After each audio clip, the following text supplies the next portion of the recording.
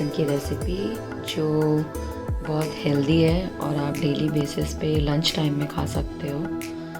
इसमें है गाजर, जुकनी, कैप्सिकम है रेड एंड ग्रीन वाला, अदरक है, हरी मिर्च है, पालक है और प्याज है।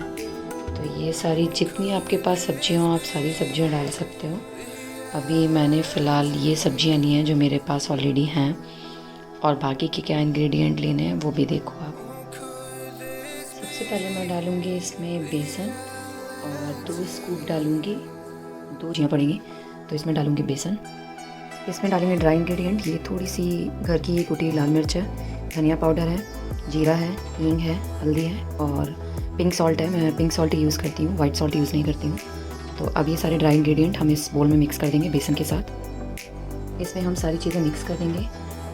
गाजर है, जुकनी है, ग्रीन कैप्सिकम, रेड कैप्सिकम, पालक, अनियन और ग्रीन चिली, देन अदरक। और अब हम इसको मिक्स करेंगे पूरा। अभी इसमें मोस्टली सब सब्जियां ही दिख रही होंगी, बट जब हम इसमें पानी ऐड करेंगे तो ये अच्छे से पेस्ट के फॉर्म में आएगा। और इसीलिए हेल्दी है क्योंकि इसमें ऑलमोस्ट 85% सब्जियां हैं और बाकी % आपका बेसन है, और ये बहुत ही टेस्टी लगेगा। अब मैं इसमें पानी ऐड करूँगी।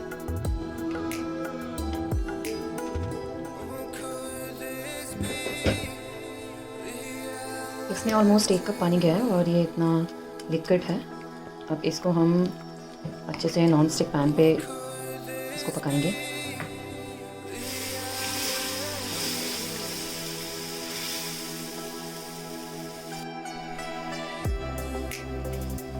इसको ऐसे करके फैला देंगे पूरे में। अब इसको धीमी आंच पे ही पकने देंगे अच्छे से।